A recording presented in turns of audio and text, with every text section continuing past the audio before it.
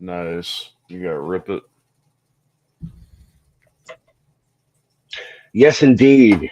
Going back to Rip It because G Fuel can kiss my hairy white ass.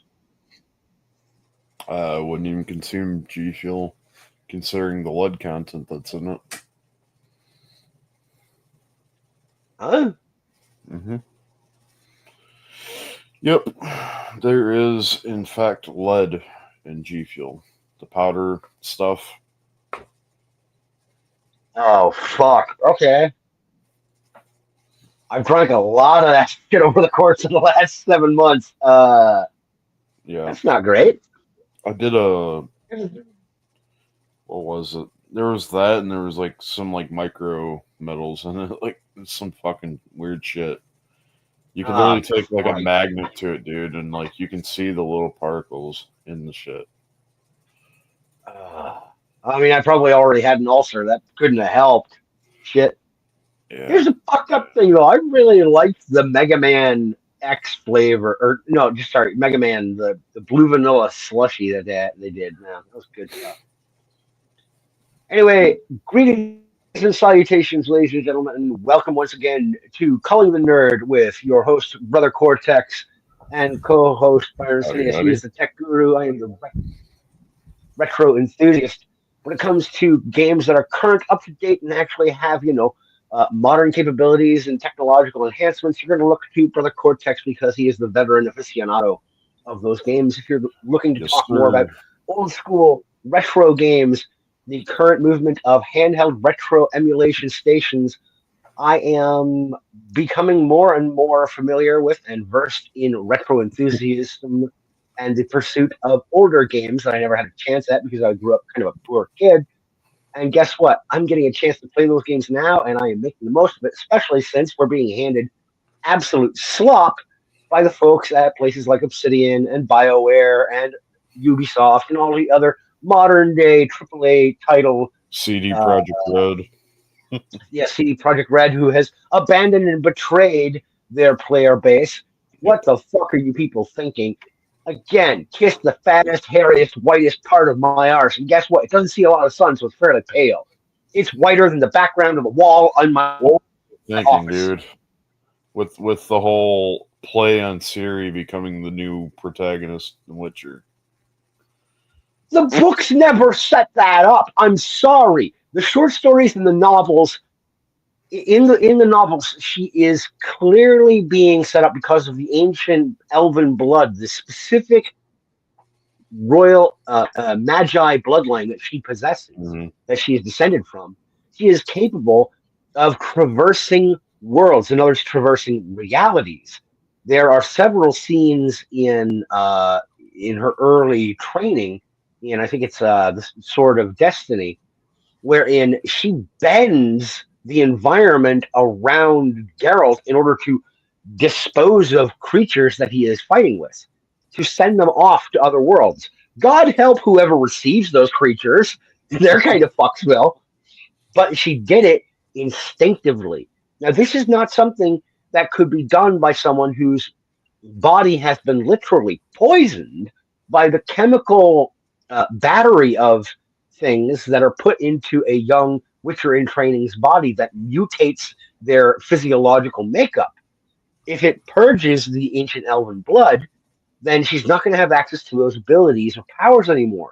That makes no fucking sense then to delineate and make her a Witcher in the games. That's not what happened in the books. Quit going off of the source material so widely just because you have an agenda to push, you fucking retards. Yeah. See, How you like I'm not do? as versed in like the lore for Witcher, but I know enough that Ciri's not supposed to be a Witcher. It's just Nope. not to not supposed to be a thing. But for the way you described that, and for how extensive, like for lack of a better term, a debuff to Ciri to become a Witcher, given the abilities that she already has, you Oh, it's know, a massive downgrade. it's like, Absolutely why would you massive become a Witcher downgrade. then? Because when she was trying to learn the signs from Geralt and from other magic users in the realms of the series. She was kind of fucking them up, and she botched a lot of the signs, not specifically, or not because she couldn't form the actual sigils, either in ink or in blood or in water or in the dirt. It's not that she couldn't formulate the signs. It was that her blood, the the power of her specific bloodline, carries its own magical signature, which subtly alters the confluence of energies that she utilizes in the formation of magic. So any sign that she's going to either imbue or carve in the air has to have alterations made to it in order to adapt to her specific power lineage. It's kind of like if you were using a programming language that you wanted to say you were programming something in C plus as opposed to Python. In order to get the same result, you have to insert different characters and different bits of code into Python as opposed to C plus because it's a different language. Her blood carries a different magical language, so you have to adapt it differently to yield a similar result. And one of the more fascinating aspects of her capacity to world bend or slide into other realities or other worlds is that when she accesses those other worlds, she accesses the magical energies of those worlds, which would allow her in future stories the ability to craft entirely unique spells and abilities not even heard of in Geralt's world. That hadn't been done or written yet, but Andrew, I can't pronounce his last name, the author, has effectively opened up an infinite toolbox for this character in future iterations by creating this unique power set that is available only because she would have access to powers and abilities that normally are literally not present in her world. So what's CD Projekt Red doing instead? We're just going to make her a Witcher. Yeah, well, We've seen that already. Witchers. Why not the girl? Why not the girl? Yeah. I'm sorry, I know I'm going off on a huge tangent with all that, but I mean, for God's sake, what's the name of the show? Witcher. No, Culling the Nerd. Oh, Culling. I'm going off on a nerd tangent. My bad. Yeah. But I'm going off on a nerd tangent, but that's what we do here.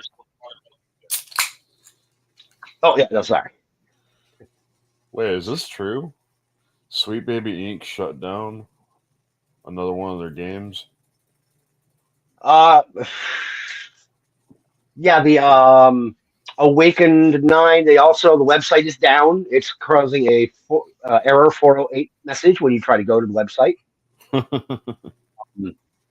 The Admiral, the good Dr. Disaster, just did a video 15 minutes ago. I put up. Yeah. I talked about, the site is down. We're not sure if it's coming back. We're not sure what's going on with it. I have a hypothesis, however.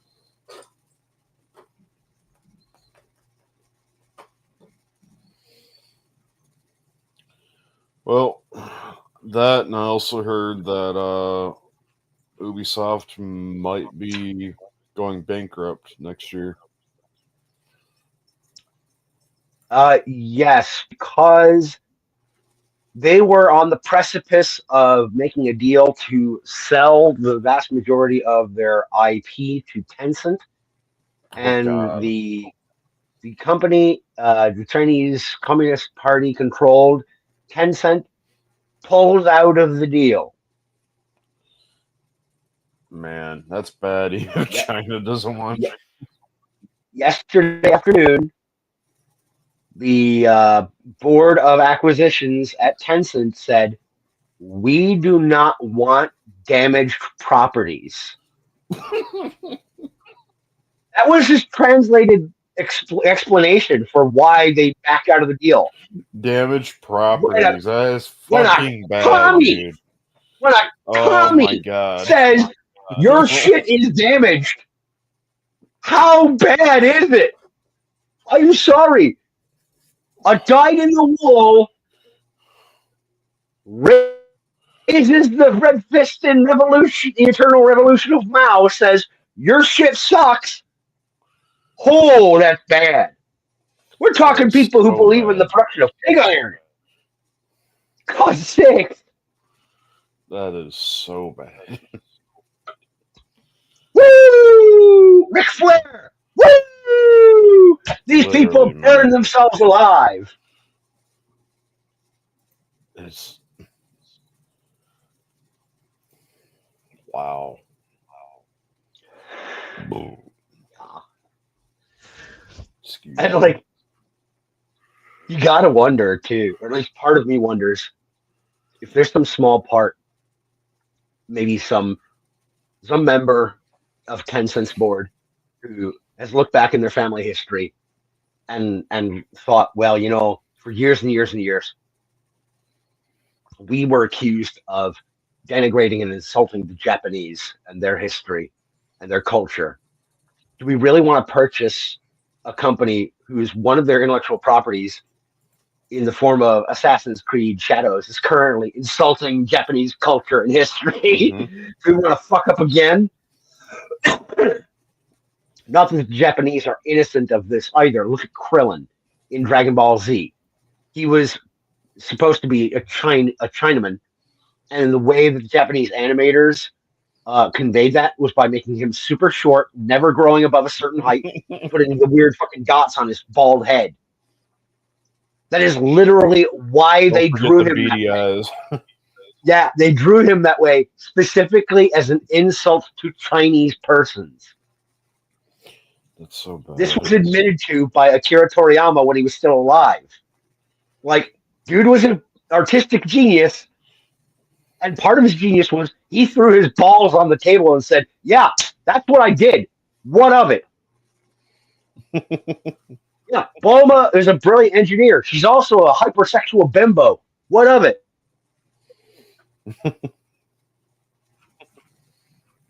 Man. I got references for days. I don't think people recognize or realize how much of a fucking nerd I am.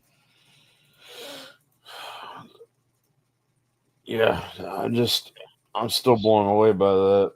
Just the simple fact that China doesn't even want Ubisoft. That's No. And here's the thing, like, it's not that they don't want to purchase the company overall. It's that they want, apparently, what they want is to see if Ubisoft can, as a kind of show of ability, if they can start to turn it around on their own at all, because they want to purchase the company, but they also want to maintain the talent that is actually able to create the games. yeah, but let's be fair. What talent have they released lately? Not much. I mean, Far Cry 6 was a shit show. yeah. Star Wars Outlaws, another shit show. Um, the Assassin's Creed, what was it? Shadows? Shadows, No, another shit show. which is currently pushed and slated to come out in February. I don't think they're going to make that deadline. I think they're going to have to push it back again to either late March or April. Ooh, you know it, Zack Ryder. Fucking On Scuba. man. Hold on, I gotta do it now. Sure thing, bro.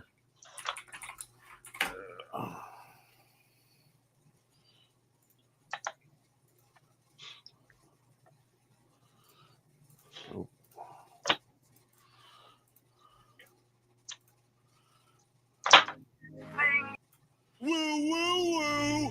You know it. Oh, radio, tell me everything you know. I like to sing with the radio. I wish I had my Ray-Bans on me right now, but I don't. I'd be going off on that song, man. Yep, Zack Ryder. I don't even get that reference. I haven't followed wrestling theme. He's a wrestler. I haven't followed wrestling since the days of Degeneration X. I got 2 words for you. Suck it. Suck it. Yeah. That Well, was it was where I just his kind of fell off. intro with the Titantron. You'd hear that, and you'd come out, and the song would play. He is now Cardona, by the way. Yeah, I haven't really followed wrestling in so long. I couldn't tell you who's who. I only see like snippets here and there of it, but nothing to be like, oh well, this happened last night. Did you watch it? I'm not that type of fan. I don't catch up with it. I used to be once upon a time back in like high school. Yeah. I'm an old man. So yeah, like as far as Ubisoft games, here, hold on. I'm gonna open up my Ubisoft client here. Scuba, I will say, um, that is one thing about having kids that is really wonderful. Is your kids can help keep you young and Keep keep you in the you loop. kind of keep you in the loop culturally. I'm not fortunate in that way, in that my 12-year-old, my oldest, she's not into current pop culture. She's currently obsessed with 80s and 90s movies and cartoons, which is fucking awesome. I've got her watching old school Transformers and G.I. Joe. She just started watching the old early 90s Beetlejuice cartoon. She loves shit from when I was a kid, which is awesome for me in terms of nostalgia. But I can't keep up on a lot of current event kind of cultural touchstones, except for the fact that I watch a lot of YouTube and listen to a lot of podcasts, and I watch a lot of Rumble videos that touch upon current cultural touchstones. Um, if it weren't for watching and listening to pop culture critics online, I would really be completely unaware of what the current makeup of most kids' media diets is. Yep. That's doing your job as a parent, Scuba. You're on.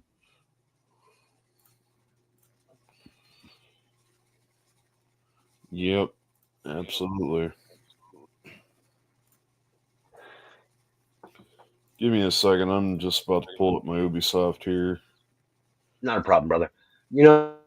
I'm realizing with all the hollering and the hooting and the going off on tangents here that I'm doing this morning, the folks who follow my work on Substack would probably be much surprised to hear and see me behave and talk the way I do on these Culling the Nerd shows. Because I try to just tell my stories and be a little bit more reserved and self-controlled when I'm on Substack, because that's what that platform is more for in terms of my perspective on it. But I'm really getting agitated with how quick people are, especially on the notes area of Substack, to start just jumping down each other's throat. Like, let's not turn this into old Twitter, guys. What the fuck? I come here to growl and rant and rave. I go to Substack to be a bookish, quieter nerd. Just to throw this out there, I had to literally update and then had to put in my password about 4 times in Ubisoft's client because I don't use it that much at all. Just to Oops. give you an idea. Damn. Yeah, so as far as games go, the only ones I really played was The Division, Division 2, Far Cry 5, Ghost Recon Breakpoint, and Ghost Recon Wildlands. All the other games that are on my my list here, like Far Cry 6. I never got to play Assassin's Creed Valhalla. I don't even know if it's any good or not. I couldn't tell anybody, but Far Cry 6 was an absolute it was an absolute dumpster fire. It was a shit show. It was nothing but, political message after political message. talking about fascism nonstop. Was that ever supposed to be like the way Far Cry is? Far I've never Cry played is more of a liberation game, like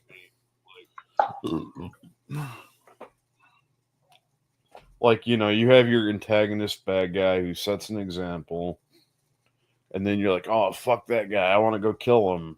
And then you go through and kill all of the outposts and take them over with your, guerrilla group that you're working with.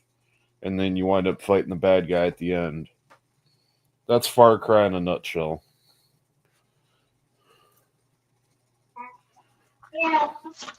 Cool. I couldn't And tell that was you. pretty much all of it, wasn't it? Yeah, it's like every Far Cry in a nutshell, but Far Cry 6 is more heavily based on, like, talking about fascism the entire time. Because it had to be, of course, and let's use it the way that the good Admiral says it, modern audience. Oh, and introducing a transgender character and a gay character, and they were both heavy on fascism as well.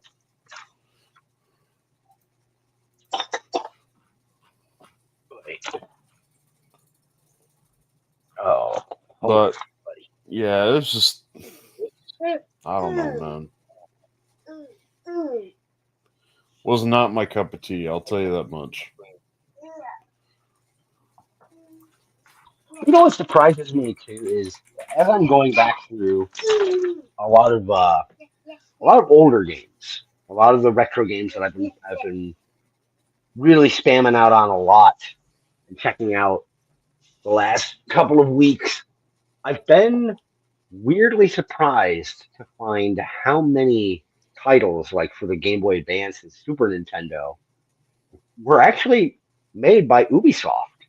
Like their logo comes up in the pre-start menu credits.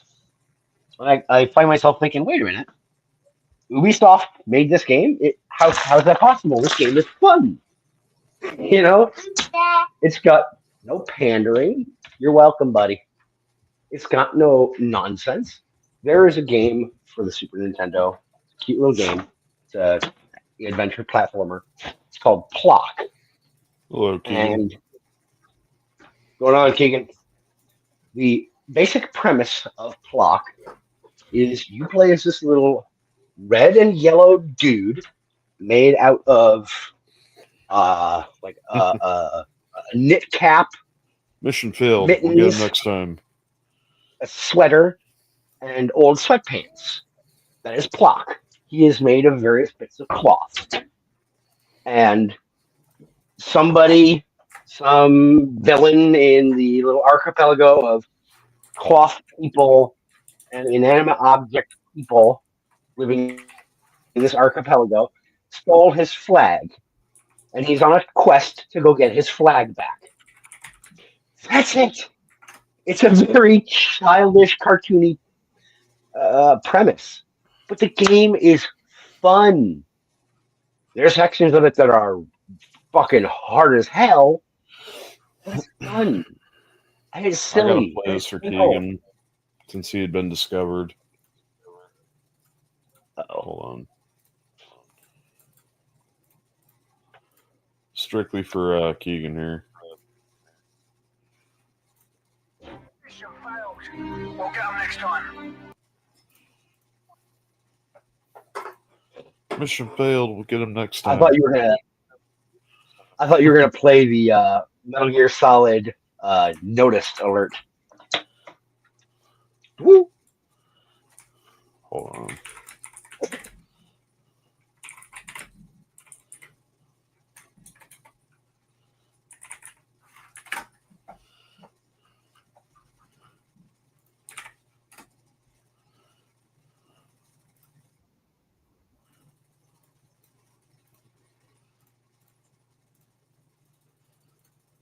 Damn it. Here we go. While you were going through that, trying to pull up what you need to pull up, I had indicated earlier. Oh, I'll shut up. Requesting backup. Acknowledged. Assault team, check it out. All of the units remain in positions.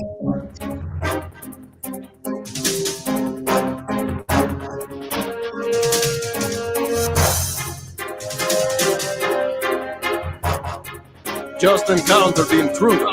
Send in the search team. Acknowledged. Backup is on the way.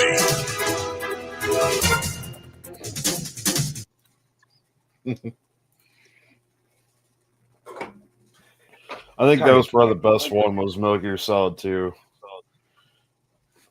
Like, as far as the alert theme, you could hear, like, the radio communication.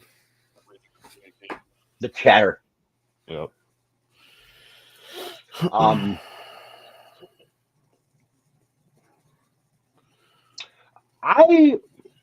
I don't know if it was a marketing ploy with Plock. The sections of that game that were difficult, I think, were largely unintentionally difficult. Just because so much of the game was easy as hell, and then there was maybe 4 or 5 levels that were insanely difficult, but it was mostly timing based. It was a matter of if you could figure out the pattern of these moving platforms, you can figure out the timing on when to jump from one to the next. As soon as you got past it, you were in the clear. And it's a lot easier to manage when you have save states. Go retro! Anyway, hey, I'm an old man. I don't have time.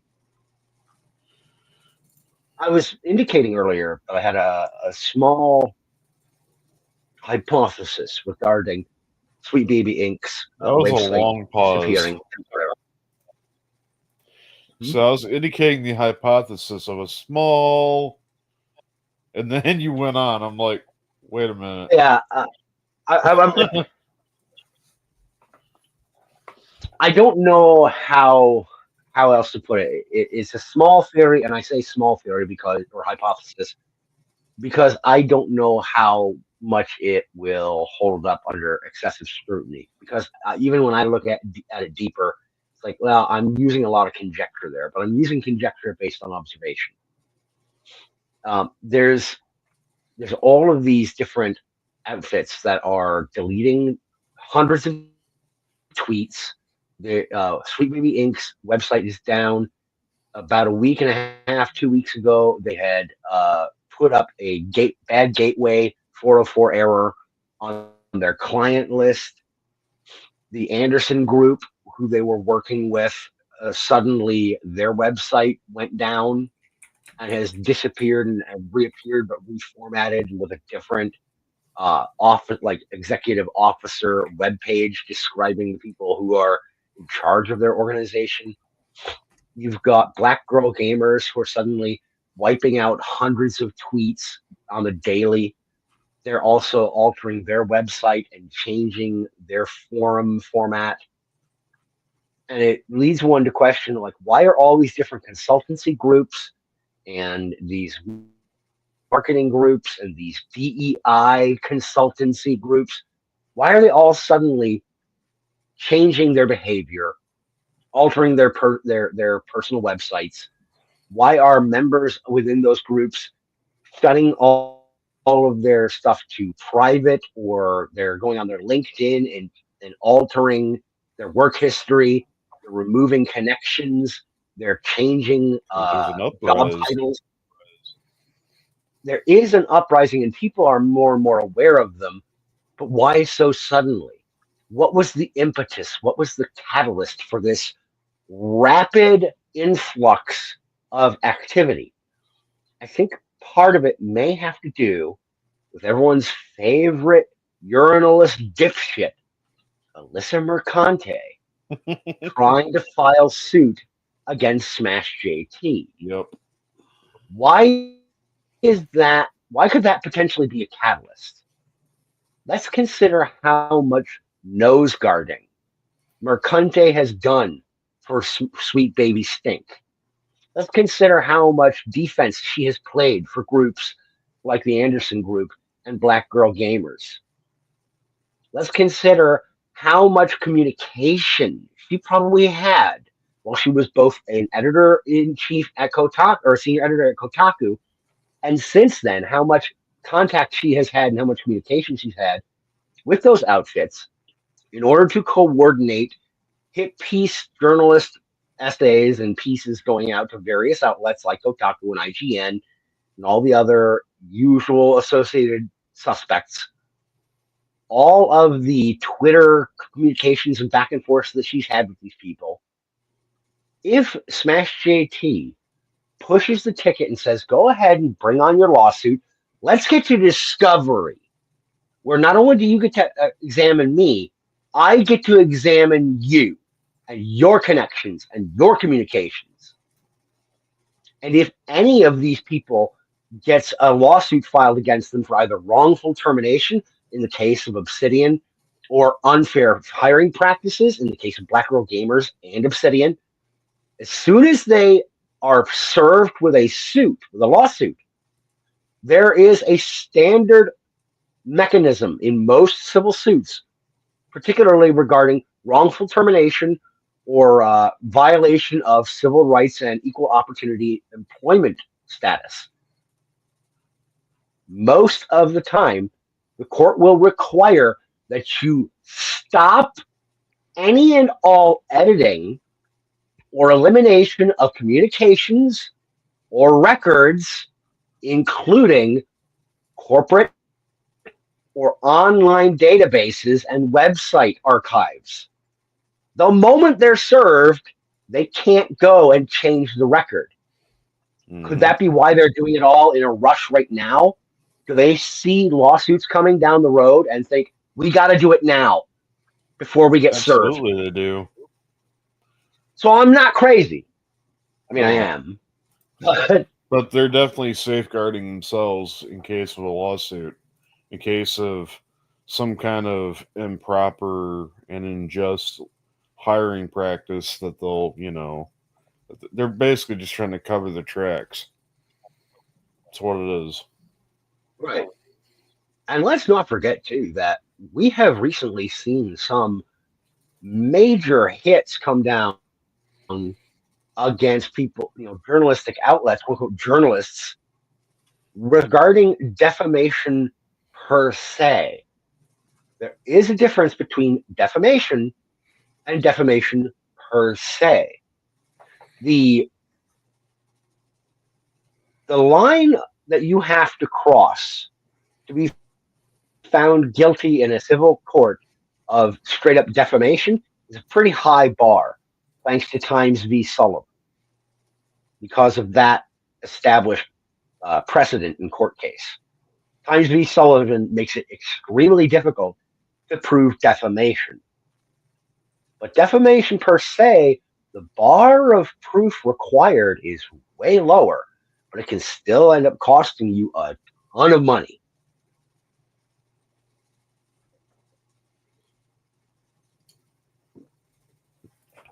So, what can shoot down your findings? Yeah. Byron, I think you might be onto something there, but as always, it's such hypotheses. Test your case from the other side. What can shoot down your findings? He's absolutely right. And there's a lot of things that could end up shooting down that whole hypothesis. That's why I initially had said it's a small hypothesis, because right. I can conjecture a lot and I can look at different connections and if-thens. That's an awful lot of if-thens. And the more if-thens that are involved in that hypothesis structure, the more likely it is that someone's going to be able to mention the whole works. And I get that. He makes a very excellent point there. There's unfortunately a lot of things that could be thrown out there, like, well, maybe Sweet Baby Inc. took down their website because they're reformatting, or maybe because they're coming up against their domain registration re-up and they need to renegotiate the contract with the domain host. Very possible. That would completely wipe out all of the other if-thens that would come after that. He's got a fair point. That could be the case. Yeah. I don't know. I am engaging in a lot of conjecture. Just want to float that out there. So thank you, Wiegand. An excellent But the point to make. thing is, though, over here, I'm not going to give that side of the gaming industry. I'm not really going to call it the gaming industry, but like, I'm not going to give that particular side any sort of upcoming with that. Like, Oh yeah, I'm give them not no going to give benefit of them the any doubt. sort of advice. They No, can fend for themselves. right, no benefit of the doubt. And I normally might engage in the practice of steel manning their potential counter arguments, but given that they would never and have never historically attempted to steel man anyone else's point of view, or given anyone else the benefit of the doubt, or given anyone else an inch of breathing room, no, fuck it, fuck them. I'm done trying to play Mr. Nice Guy when it comes to that kind of thing. They can go start a shotgun. I'm tired of giving them that opportunity. Well, YouTube, I am aware of what I just said.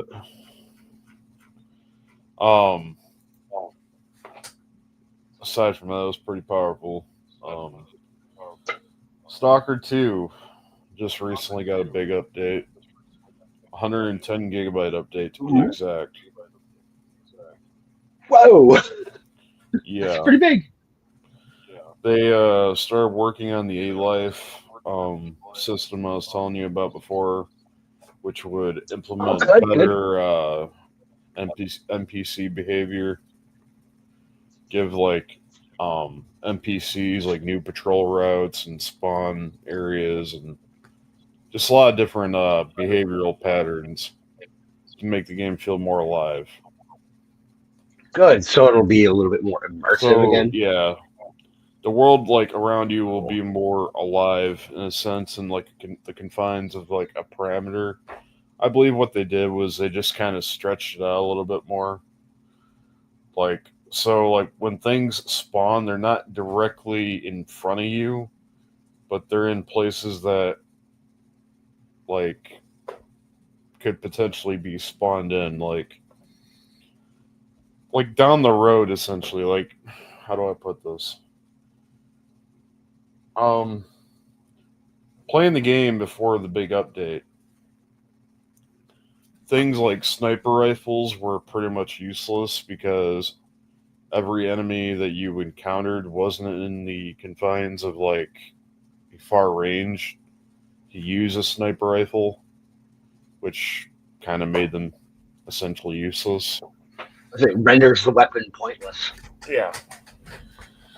But now their spawn like behavior program, like the programming for them now is like they'll spawn way down the road or somewhere out of sight, and you could stumble upon them within like the range for the use of a sniper rifle. Okay. Which See, that allows then for functionality. Right. It allows for the functionality. Now, does the game utilize or employ traps or like proximity mines and things like that? Not exactly with like the player themselves is setting them up. There are traps that you come across in the game, like rigged shotguns and grenades and stuff like that. You can disarm, be like tripwires. Because I know that for my part, that was, I'm again going way into the past here. One of my favorite methodologies of playing multiplayer on GoldenEye 007 back on 64 was to get a bunch of proximity mines, locate the armor respawn points in the level, and I'd pick up the armor, throw up a couple of proximity mines right where it respawns. Yup. I love using fucking proximity mines traps to pull that shit. I was that cheapskate motherfucker. Yeah, just throw mines at the wall. Beep. Yeah. Yeah. Oh, looks like we got another update for Stalker 2. Currently updating it right now. There is about an 8 gigabyte update. Cool. It's good to hear that they are addressing the concerns. Mm-hmm. Well, 110 gigabytes isn't nothing to really shy about. Like, that's pretty substantial. No, that's considerable. Like, That the is game's considerable. already like 150 gigabytes by itself, but 110 to address the issues of the game. Like, I'm pretty sure there's like a lot of things that they probably replaced in files and coding and all that to fix the issues with the game. But Excellent. the unfortunate side of that, though, in which I'm not too kind of like heartbroken, but it sucks, but I'm not too heartbroken because I'm glad they're fixing the game. Saves are corrupted. Mm. You'll have to start over. Yeah, I have to start my playthrough over Stalker 2. So I got rid of all my Stalker 2 lives and just that's what I'll do probably today is start Stalker 2 over again and see how it feels. Okay. Restarting a game like that always kind of sucks. It makes you think, oh man, I wasted all this time. I gotta do this all over again. And it can end up breaking your attachment to a game. I've had that happen where I'll step away from a game for a long time and come back to it and be like, shit, I don't remember what I was doing. I don't remember or know how to move forward. Do I bother? And that sucks. A save file being corrupted. I've only had that happen a few times. First Just time, about everything that I had was corrupted. Oh shit!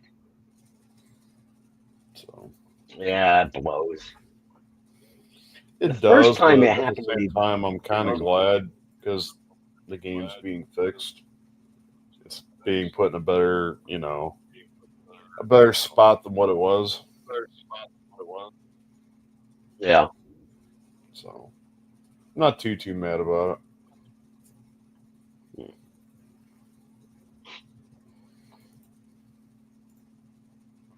Modern ringtone. Oh, yeah. So, like, if the mind were to mimic like a phone ringing, Yeah. diddle-oo, diddle-oo, diddle-oo, diddle-oo. Hey, whose phone is that? Diddle-oo, diddle-oo, boom!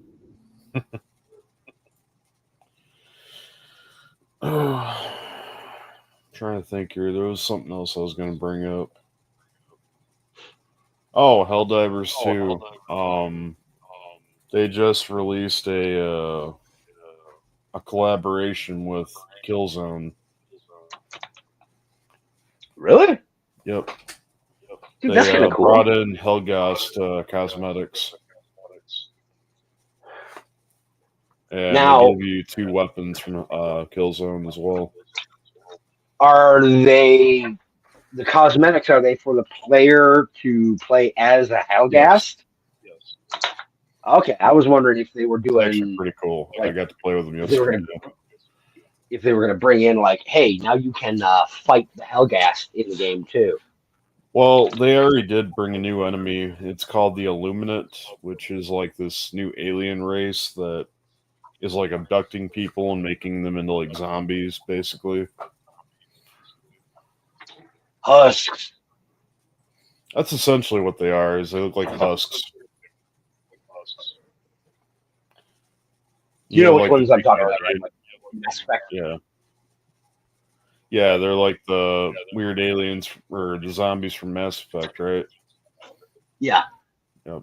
Dude, why'd you shut the door? Play Mass Effect. Have you ever played any of them? No. I've only played a couple minutes. The original 3, excellent. We don't talk about Andromeda. Yeah, that's what I hear. Andromeda does not exist. It's it is what's the term I'm looking for? Unfortunately, I'm gonna have to play it regardless. Yeah, that's true. Just to get the whole experience. Yep. Yes, buddy. Yes. Hold on. But I heard Mass Effect 5 ain't looking good. No.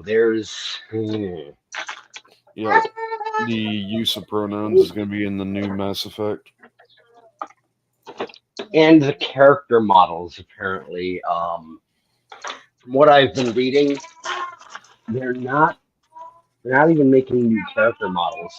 They're going to try and modify character models from Andromeda and the So Legendary port them Edition over. on Mass Effect 3. Yeah, they're going to try to port them and then like update them, Oh God, which is that's just so lazy. lazy. The rationale that they've been giving about doing it that way is that majority of the team who are working on programming and developing Mass Effect 5 are they're newbies. They've only worked on one or two other games, which is what we heard also about most of the team working on Assassin's Creed Shadows. What is with these game studios bringing in absolute neophytes who don't know what they're doing and putting them in charge of or making them responsible for putting together these new high expectation titles? Why are they driving away all of the veteran talent? They're replacing people who were masters of their craft with complete amateurs who are so unfamiliar with the tool sets that they're being handed that they can't build anything. Give them a side project to get some experience or get wet behind the ears at least before you throw them into the fray of, hey, if this title doesn't succeed, we're dead in the water. That's an awful lot of pressure to put on a fucking rookie. Yeah. Now, granted, some rookies are able to pull it off. I know you're not big on sports ball, but I'm going to use a sports ball analogy. Look at CJ Stroud. He was handed a Houston Texans team last season that basically everyone had written off and said they're not going anywhere. They got a brand new rookie quarterback. They're starting him from week one. Good luck, kid. He ended up taking that team and leading and winning the division. He got them into the postseason. He won them a wild card round game against the Cleveland Browns in a year when the Browns looked like they were actually a competitor. And they stomped on their heads all fucking afternoon. It was a brutal game if you were ever a fan of Joe Flacco. That guy looks so I think dated. I've got a somewhat better, more related analogy when it comes to that. And that would be Half-Life 1 when they were making like the models for like the aliens Zen. They were actually using modders, like people that just were having fun doing it, and brought them aboard, and then they became official employees of Valve and started making their monsters for them. So, like, what I'm saying is like when you say like rookies, yeah, you know, like on the off chance they're not exactly like people that went to school for this type of thing. They were just doing it for fun. Right. And then they came onto the team and made brilliant, you know, designs for the Zen and whatnot. Yeah, they were able to contribute effectively. Yep. But with the guys that the folks, sorry, I say guys, but we know most of them aren't actually guys. They're women and zems, zims. Good God. They're coming fresh out of college with degrees in programming and underwater basket weaving, and being told hired on their gender ideologies and identity and or skin color. right, and not their merit, and they're being told, make this game that will save our studio. What? But I need a safe space. I need a cry room. No, you don't. There's your workstation. Get the fuck on it. Mm-hmm. I understand there's a culture of crunch, but there was a whole lot of crunch on the team that made Fallout New Vegas, and they managed. Yeah, well, Skill fortunately, issue. that Get wasn't good, the bitch. same case for Duke Nukem Forever. No, because they had forever to work on that game. And look what happened. Yeah, over a decade. So, speaking of games and updates and all this DEI horse shit and consultants, there is some good news when it comes to one particular developer that seems to be learning the error of their ways. I am referring to the Remedy game group. Remedy, as you may know, is the studio responsible for the brilliant Alan Wake American Nightmare, Quantum Break, and Control. This was a trilogy of games. They're also responsible for Max Payne and the Max Payne games. I did hear The about this, Remedy, what you're about to talk about. yep, the Remedy games have an interconnected narrative framework that, frankly, is gorgeous and kind of runs in a parallel style to the SCP universe, in that they are interconnected through the bizarre, the paranormal, and the supernatural. Very strange quantum mechanic devices and phenomena that don't have uh, standard physics explanations, as it were. However, for Alan Wake 2, Remedy signed on with Sweet Baby Inc. as a consultancy group to help that quote unquote help work on the narrative and character aspects of our creation in order to make it more inclusive and diverse. How has that worked out for Alan Wake 2? Well, they've only just last week finally broken even on that game. The game, which came out over a year ago, it's still not turned a profit.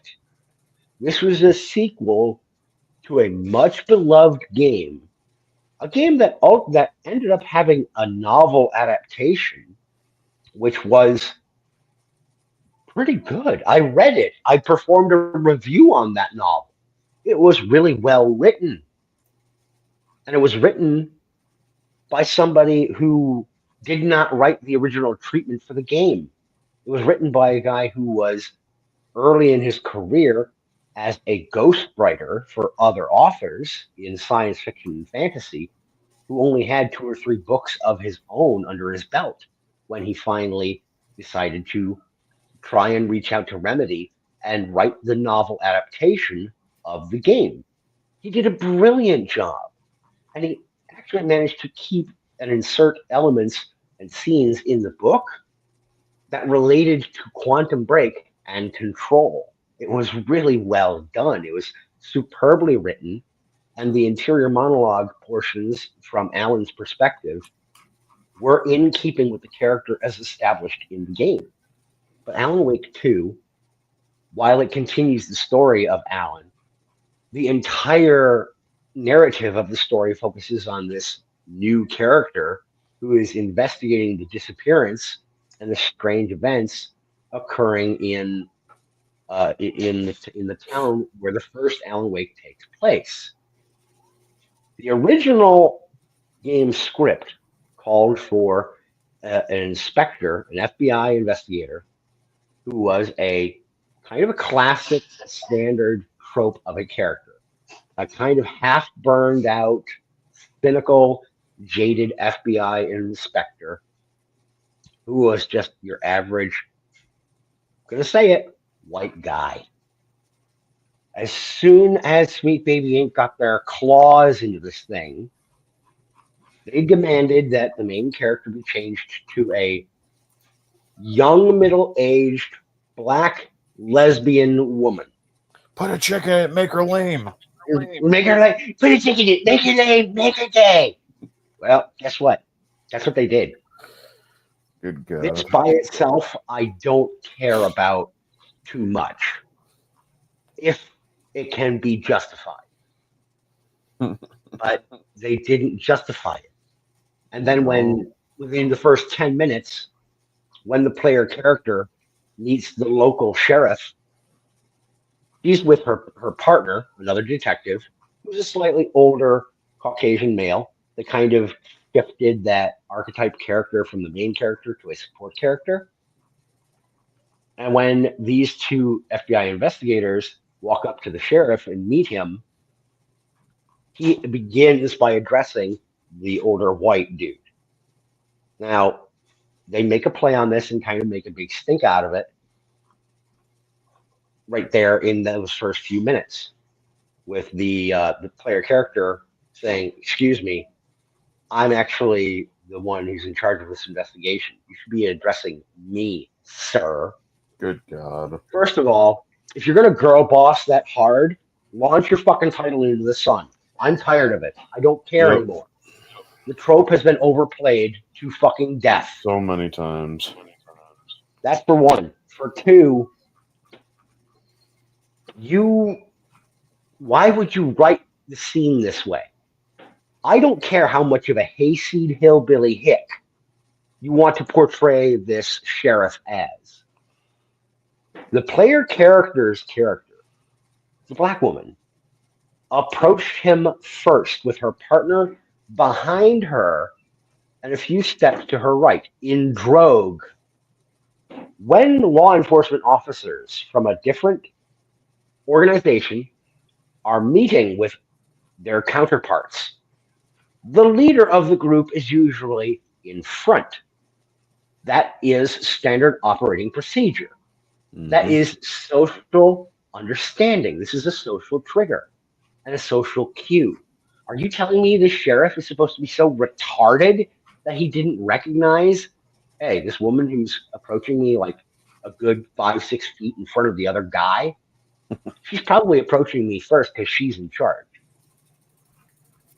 Are you trying to tell me that just because the guy's a small town cop that he has no idea how social cues work? Get fucked. Right. This was clearly Sweet Baby Inc. putting their hand in it, and Kim Belair and her fucking satanic writings and musings, her messianic cult bullshit, saying he's a white hillbilly, so he must subjugate and assume that this black lady can't possibly be in charge because he's automatically a white racist. Yeah. The dude was in the first title. He was in the first game. He wasn't like that. Why would you suddenly put that on him? Why? I mean, there's a multitude of reasons why they would do that. It fits their narrative and not the game's narrative. Right. So, Remedy, recognizing that they fucked up big time, have come out and clarified that moving forward from henceforth, including they've already started work on Control 2, they are not going to work with any outside third-party consultation company regarding the plot line or character development of future titles. As they shouldn't. It's very important, I think, that we hold that specific clarification up for examination. Because this is why I take some hope and I have some concern. So they're not going to work with or deal with anyone like Sweet Baby Stink or any of their ilk. This Sour Baby has a loaded diaper. I'm sorry. Quite it's a bad one. Yup. Like, I just changed my little man's butt. Still not as bad as this stuff. So none of those consultancy sorts, none of those activists from outside of Remedy will tamper with the characters or the plot and narrative elements of future titles. But what if they're already working for Remedy in-house? That's where I'm concerned. Like, this infection goes deep into the industry.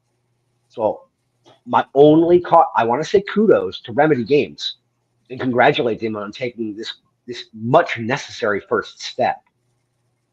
But now you have to clean in-house.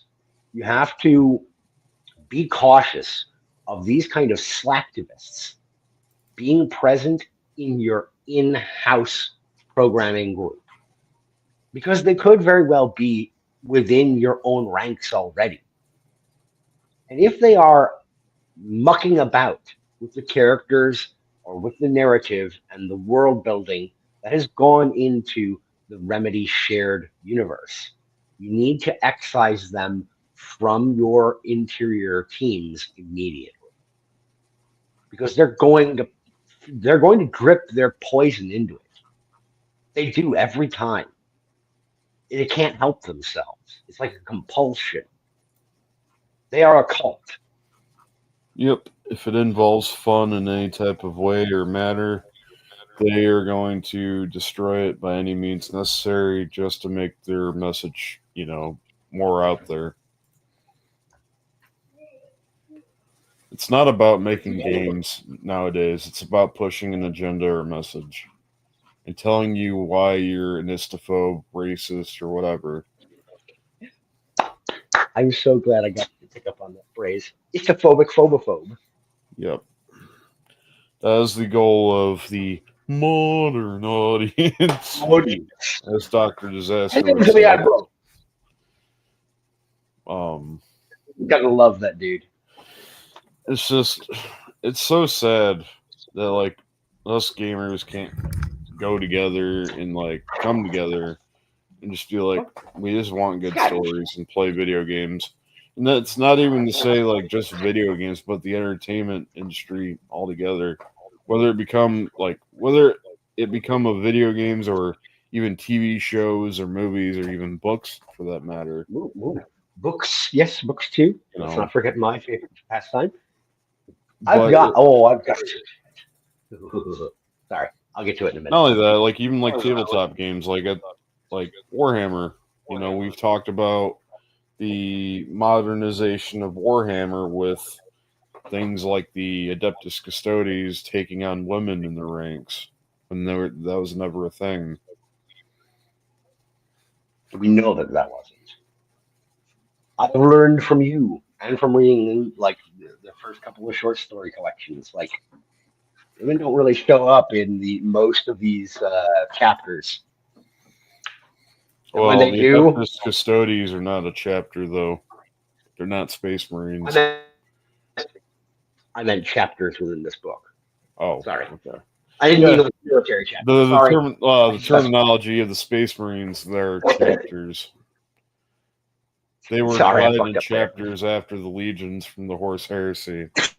That's another whole, can of worms, but right. Point being, when you say chapters in Warhammer, I immediately go to Space Marine chapters.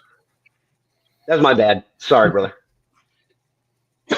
No, it's all good, man. Now, what do you think about Remedy making this move? I think it's great. I think that they're going to do big things with Max Payne if they decide to go this route. Bring back the classic, gritty, dark story that we all loved. That is Max Payne. I only ever played the first one. Oh, God. Dude, those are some dark games. Years and years ago, man. And I was playing them as like a fucking kid and didn't really know much of what was going on. But like, the more and more I dug deeper and deeper into the game, I'm like, holy shit, why am I playing this? But I'm playing it because it's fun. And, you gotta love the bullet time and jumping around and being able to shoot people and then watching the slow-mo camera as the bullets impact your target. I love it. It's kind of the same thing with the game Trepang 2. Fear and Trepang 2, they both had bullet time, where you could slow time down and shoot and move really quick. Yeah. Really cool stuff. I very much enjoyed the comic book adaptation explanation for Max's ability to use bullet time. In the limited run comic series, he explains to a fellow, well, I say fellow detective, but he explains that there are times when he's in a firefight where it feels like everything around me just slows down. But all it really is so much adrenaline pumping through my brain that everything feels slower. But trust me, when I come down, the pain runs at real time. It's a fucking great line. I love that line. This is like, it's like, yeah, I was standing there, all these bodies piled up around me, and it felt great for about 5 seconds. And then the pain ran back to real time. It's like, Yep. fuck, dude.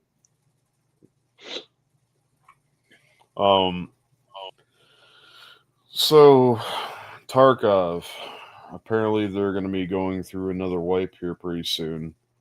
They're already at the beginning stages of pre-wipe, so things are like ramped up.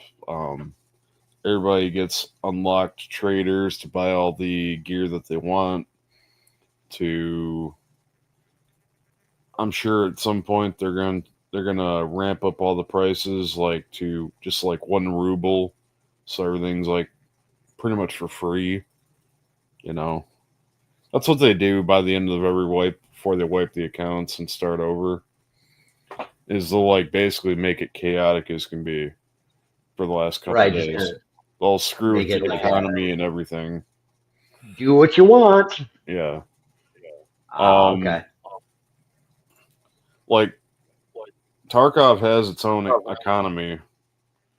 Like it has a flea market. You can buy things from other players, and the value goes up and down through the flea market. Yeah, you've talked to me about that before. I found that concept pretty fascinating myself. Yeah, it's really cool. I still have a sore spot, unfortunately, with BSG because of what they did with the Unheard Edition. Right. I'm not gonna lie, but there is a little part of me that wants to get back in Tarkov and play it again. So I don't know. We'll see what happens. I might hop back into it right after the wipe. Cool. But I will say this much: I'm not gonna be as hooked to it as much as everybody else is. Like, that game is such a grind, man. It's such a mental drag of a grind.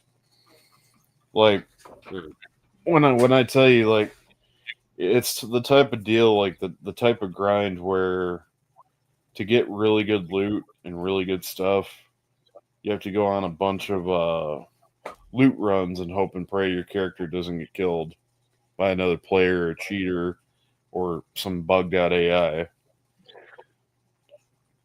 But yeah, that's shitty.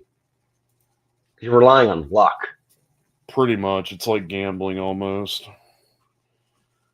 But hold up, the fun part about the game is the PvP, though. I mean, the PvP is really fun. It's adrenaline rushing, and it really pumps you up when you go on like a killing rampage, kill 4 or 5 guys, take their loot, and run with it.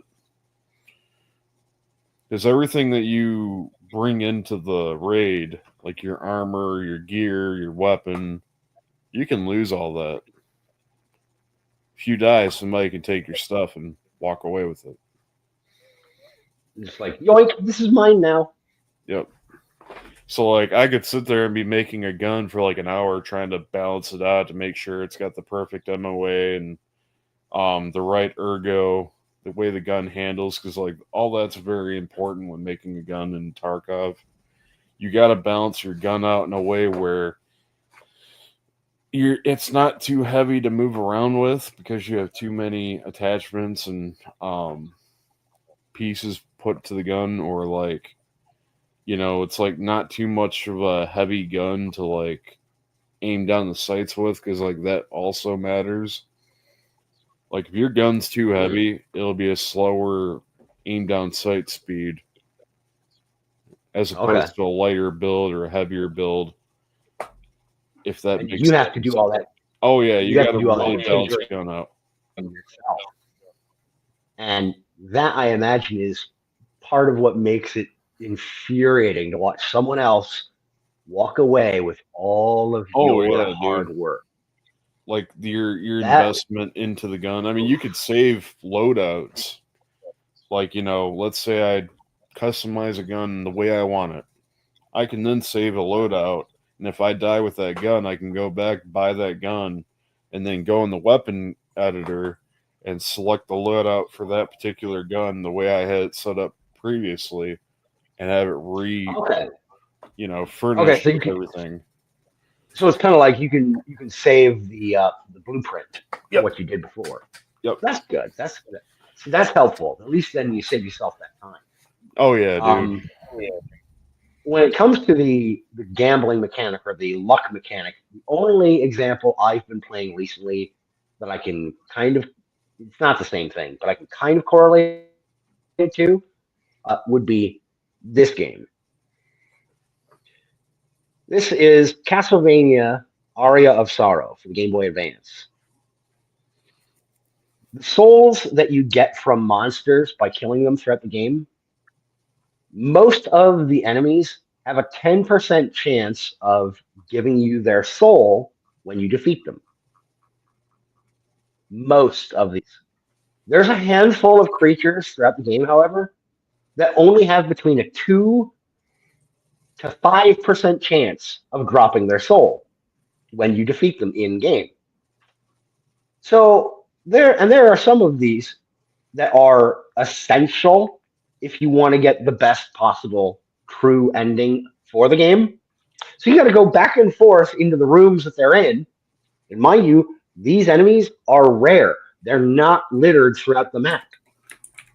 So there's only a handful of areas where you can get them. And if you don't get their soul when you kill them, you have to go back into another room, come back, kill them again, hope and pray that they'll drop their fucking soul. And it's a repeat process over and over and over and over and over again until, God, thank you, they finally dropped a fucking soul. And then you have to survive long enough afterward to get to a save room. Because if you die beforehand, you're fucksville, buddy.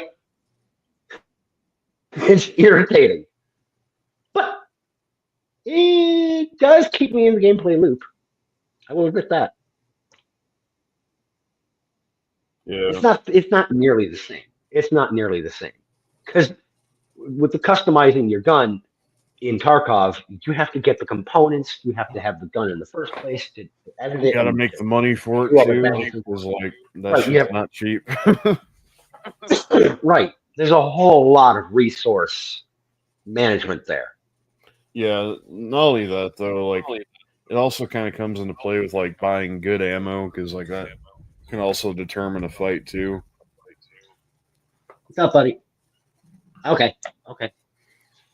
I'm gonna have to get going here soon, brother. Yep.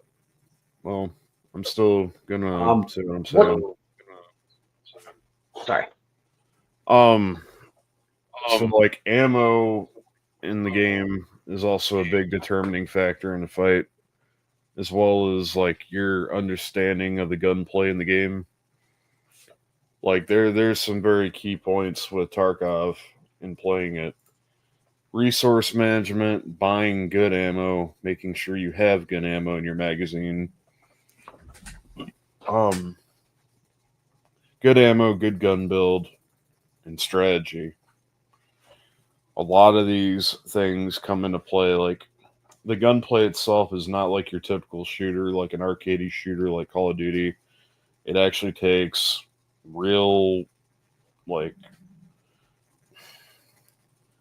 essentially, I want to say it takes kind of realistic takes on shooting, as opposed to like run and gun, which you can do, but it's more of a, if I were to run and gun, I'm not going to aim down my sight right at somebody while I'm shooting at them. I'm literally going to point a laser at them or my gun and hope and pray that I hit them in the head. It's more of a simulation as opposed to a straight game. To a degree, I mean, there's better sims, in my opinion, that can simulate that. And the only reason why I say that is I don't care who you are. I don't care if you're big and built like a bull or a fucking buffalo. Somebody shoots you, and even if you have armor on, you're going to feel that no matter what. You're going to stagger and cry in pain. If somebody is shot around into your plate carrier, which is possibly potentially broken a couple of ribs. Because the impact is still there. Oh, yeah, dude. It's just been stopped from penetration, but the force of the impact still hit you. I don't mean the rib can't still, like, fracture and splinter inside of you and do a substantial amount of damage, Right. There's still damage being done to your body, even if you're protected against the penetration force. Yeah. Potential, you're still getting hurt. And that's kind of like the problem that I have with the game is like being shot in Tarkov, depending on the caliber, depending on the type of round and the classification of that round. I could have the dirt cheap, shittiest ammo in the game, and just because it's the shittiest ammo according to the stats of the game, I could literally mag dump somebody and they would still walk around and shoot me in the head. Versus like the penetrating ammo that will literally go through your armor. And, like, depending if the game wants to Tarkov you, it's called being Tarkov because it bugs the game. Like, I was watching Willers the other day, one of the big streamers for Tarkov. He's like, top of the line, one of the top guys. And he shot somebody with like one of the biggest guns in the game called the AXMC, which shoots a 338 Lapua AP round. Mind you, it's an AP round, armor piercing. One of the strongest rounds in the game. He shot somebody with it and they were still walking around. Which was like a big deterrent for me. I'm like, I don't know if I want to play this. That doesn't line up. Yeah. Yeah, that's like getting hit with a Nerf dart, man. To watch one of the top players shoot somebody with that particular round and that gun, and mind you, the dude's he's a dead shot. Like, it don't matter. He kills people left and right in the game. And for him to shoot somebody and they still walk around because the determining factor of the game doesn't know how to process, like, I don't know, some form of mathematical equation of what equates to death. I don't know. It just the math away. The math isn't mathing. No, because that round shit just took him down completely. It would have been like throwing a boulder at somebody. Like, they're going down. Like, that's a round that's hitting you very fast, very hard. This is not Wile E. Coyote. You should not be able to catch mold. Like that, man. I was so mad when I seen that because I'm like, why are they still walking around? I'll bring him in. Now, give me a second here. I'm going to just show you something. Because you're going to be like, what the hell?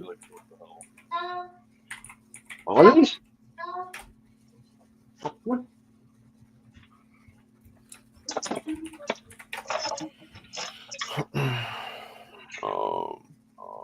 What's up, buddy?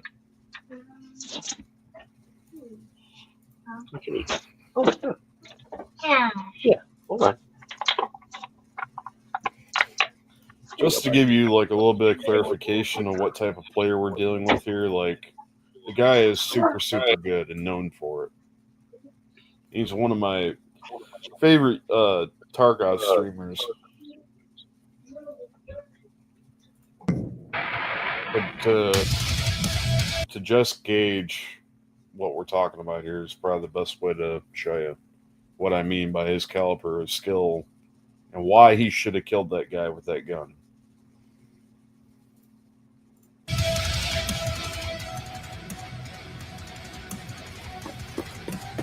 You killed my friend.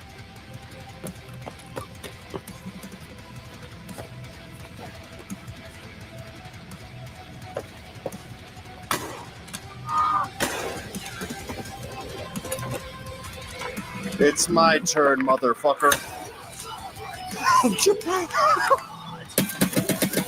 Oh, fuck!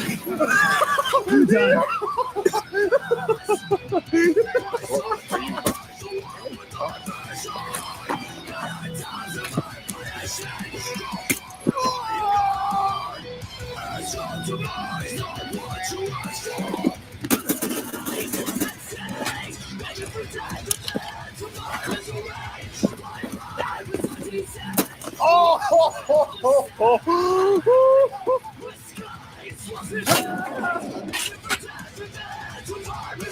Did anyone even keep me? I think that guy's cheating. Okay, maybe not the best movie for it, but here, hold on. Still fairly indicative. He was like whipping around corners, doing one or two shots and downing people.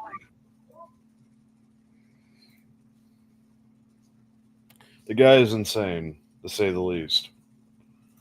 He knows what he's doing. That's Willers, by the way.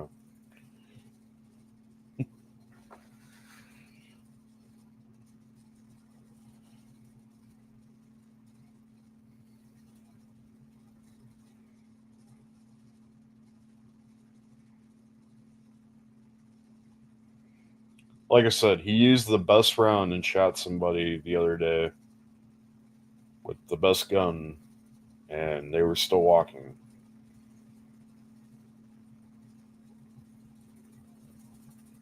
Yeah, that doesn't seem to match up with what we're seeing here in terms of the This skill dude set. is a monster.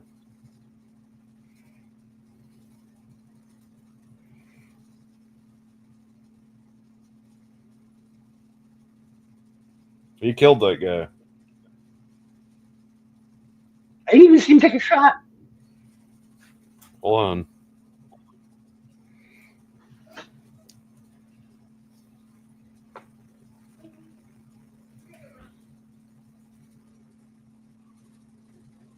The way he just lined that up. He ran in between the two rooms. As soon as he aims down the sight right there, he killed him. Oh shit. Okay. As he's scraping from one room into the next, he understood Yeah, the they call him a trajectory. parkour legend. Matter of fact, he parkoured so hard in the game they had to introduce inertia into the game. Meaning he's played this game so fucking much, dude, that he made the developers realize that the game needs inertia. He understood the travel path of how the bullet would travel based on his movement. Sorta, yeah, but I mean, just like how he moves from like he's doing right now. He's literally parkouring. And you gotta understand, like, playing Tarkov, the movement in this game is like so. How do I? It's almost like it's. I don't even know how to explain it. The game moves in a way where you wouldn't think about moving like this. It's very stiff, if that makes sense. But look at this, dude. Like that right there. The way he jumped in Oh, this wow. window. Yep.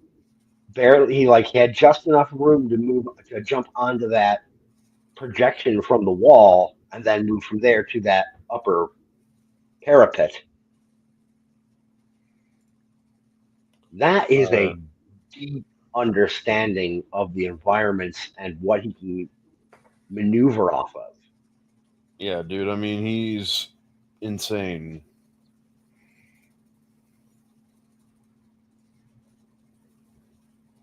That's impressive.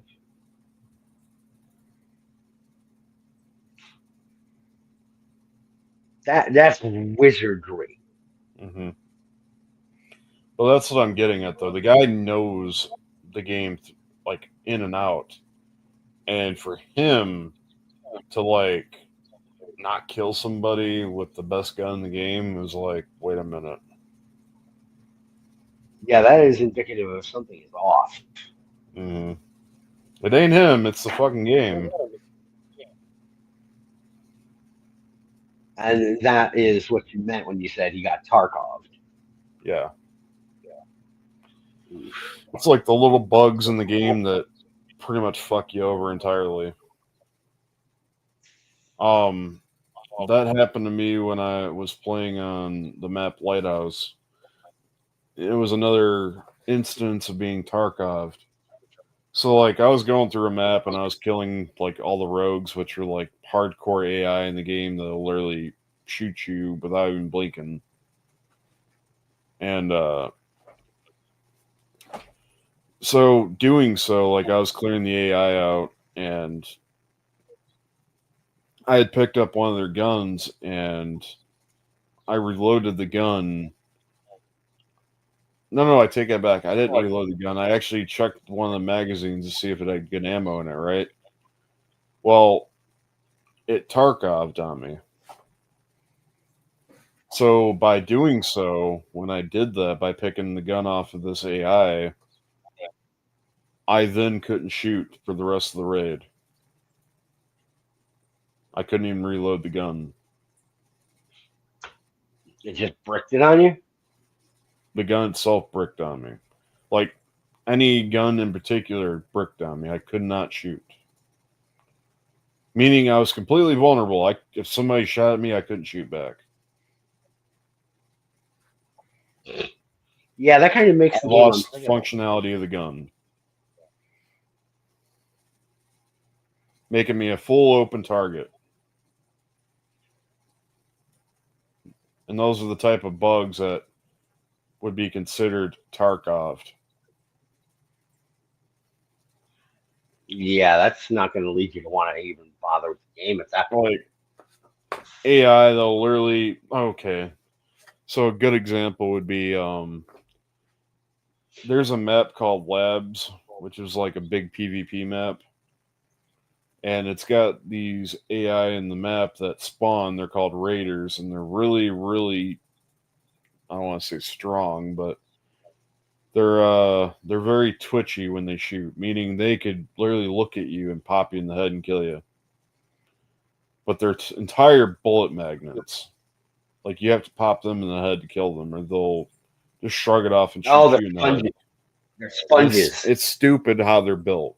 It doesn't make any sense why they're built the way they are.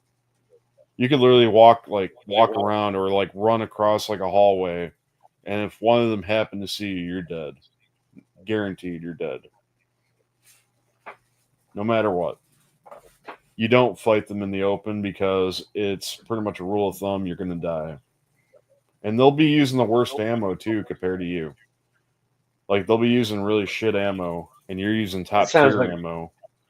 It sounds like the programmer's just throwing a middle finger at the players. Pretty much. It's a straight kick in the balls. You got to wonder, why would they do that? Who knows? I don't know. But SPT Tarkov, the modders, the people at Nikita and BSG don't like, they fixed all that stuff in single player Tarkov to make the game play somewhat normal.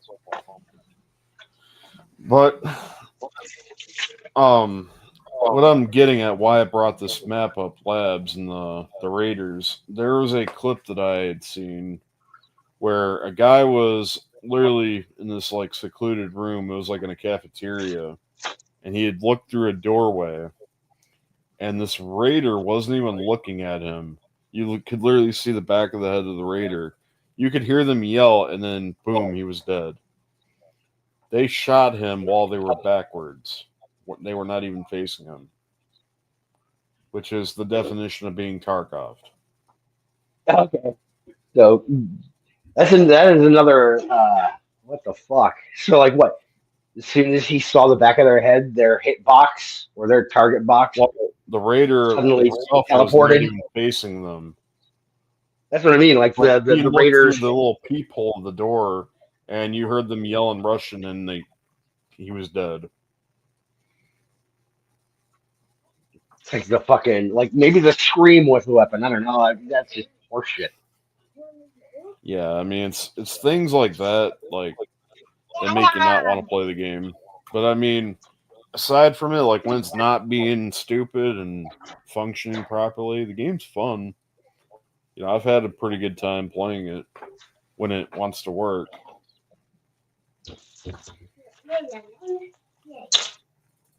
But the problem I have with that game entirely is for people like me that go to work every day and like you that go to work every day and have to function in society and do things as an adult, that game does not mesh well with the working life. It does not. I imagine. Like I said before, trying to grind the game, like you have to go through all these quests to unlock new equipment with the traders to get better loot and whatnot, So the trader system, they have a ranking system. The more you build a reputation with the trader, you'll get better stuff. So you go from level 1 to level 4. You'll start out with Proper, who's got shitty guns at first, but by the time you get to level 3 or 4, he'll be selling really good optics, really good guns, really good ammo. But that's only attained by doing things for him through quests. At the table, buddy. At the table. And some of these quests, man, I shit you not, some of them have taken me a week just to complete, depending how the difficulty of them.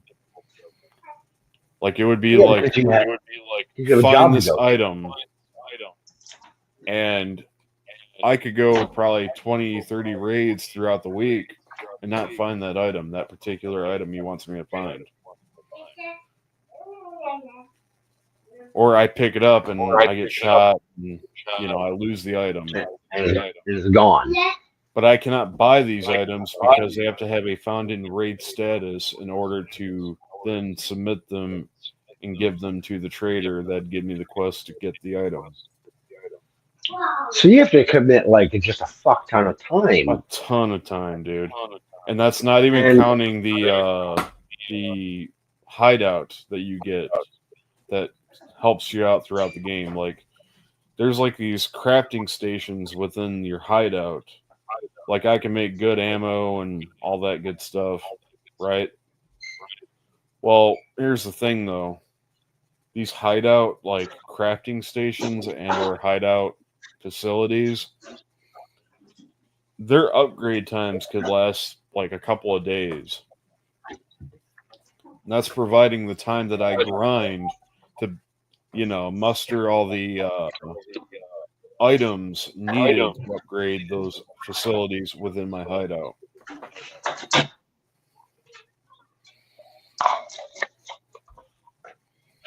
So you're basically left in a holding pattern. It's another whole job, dude. Jesus. And you're not even getting paid for that. No. And not only that, the good ammo that I would buy, because after I upgraded and unlocked really good traders to then obtain the really good ammo, I was then buying the ammo in bulk before the trader would then reset for me to be able to buy another bulk of ammo. Because like it had like a cooldown period and like a limit of how much a certain ammo you could buy.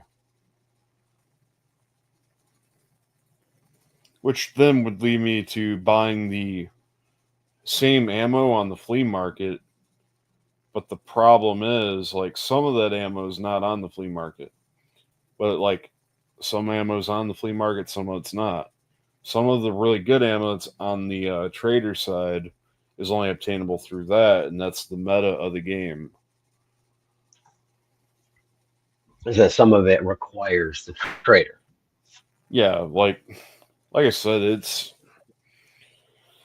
the determining factor of a fight, essentially. Like, let's say level 1 Timmy, who's bringing in really shit ammo of an AK that's probably, got the worst ergo and bounces all over the place when they shoot, versus the level 30 Chad, who's got top tier level 3 ammo and has a gun that can literally pop you without even shaking one time. Like Willers, we were just watching, where he's literally just, destroying people with really good stuff.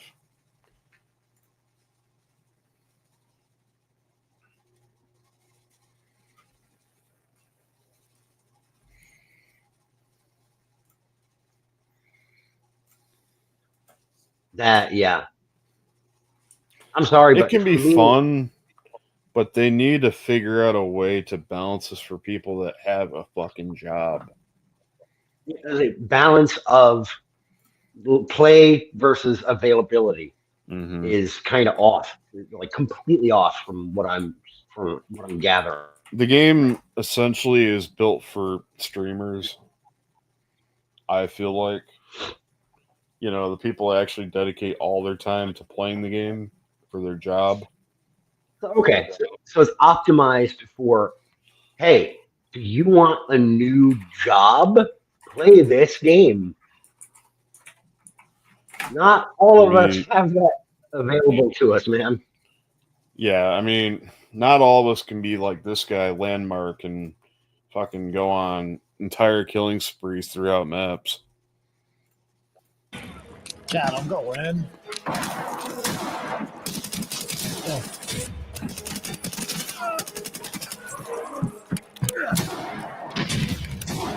What the f is going on?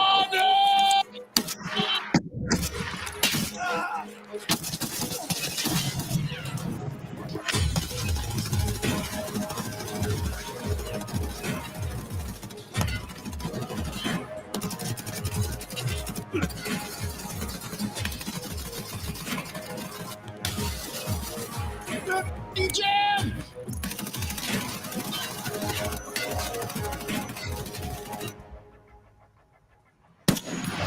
Oh my God!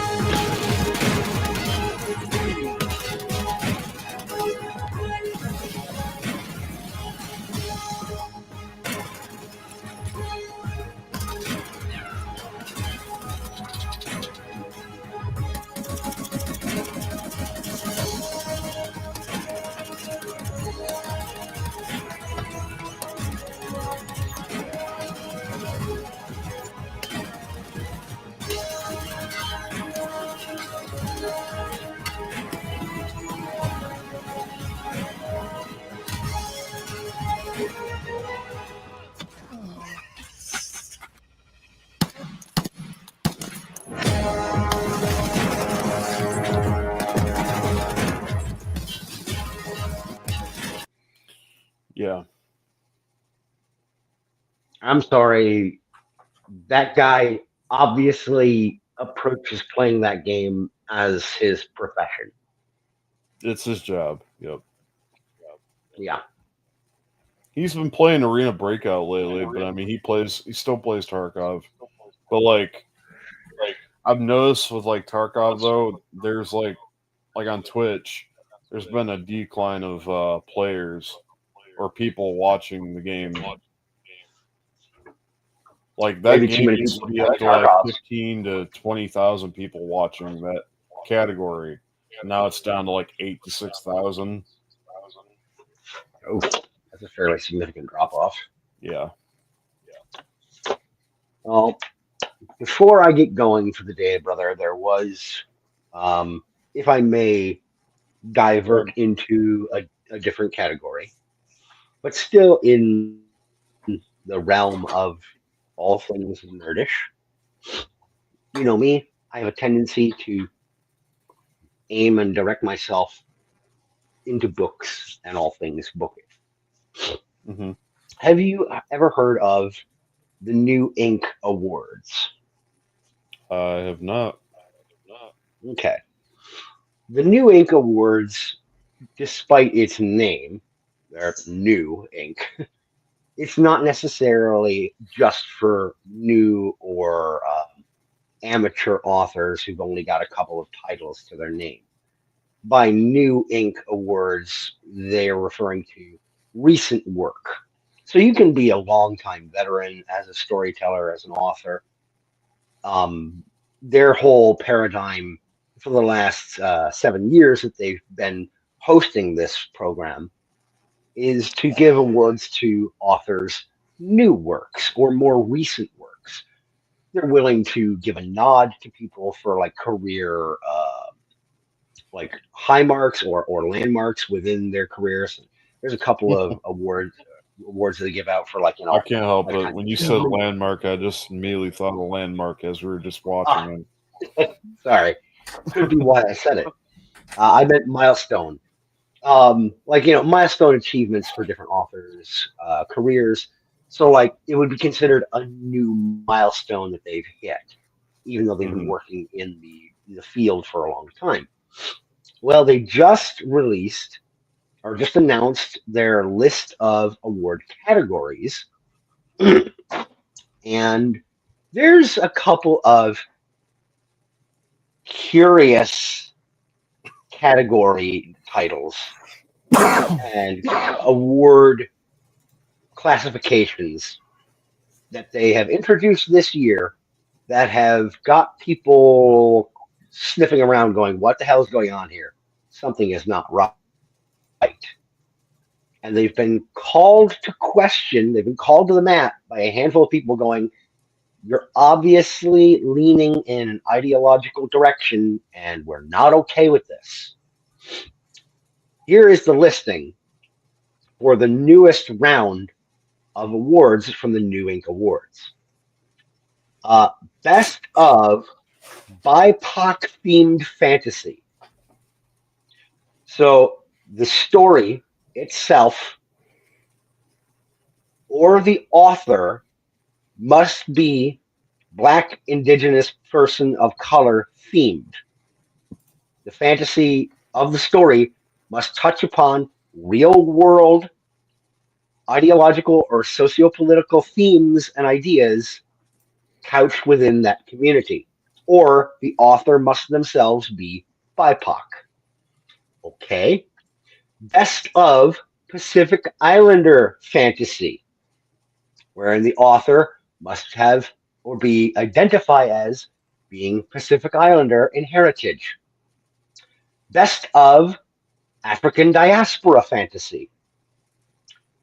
Best of Asian diaspora fantasy.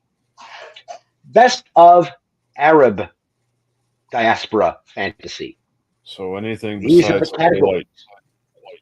No white category. No European category.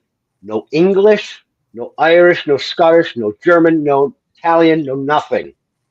Those are all considered Caucasian, and they are not eligible as authors for any of the other categories in fantasy. In the next set of categories for the New Ink Awards, awards for Best Gay Romance Work, Best Lesbian Romance Work, Best Bisexual Fantasy or Romance Work, Best Trans Representation Romance Work, Best Asexual Representation Work, No Straight Romance Award. Curious.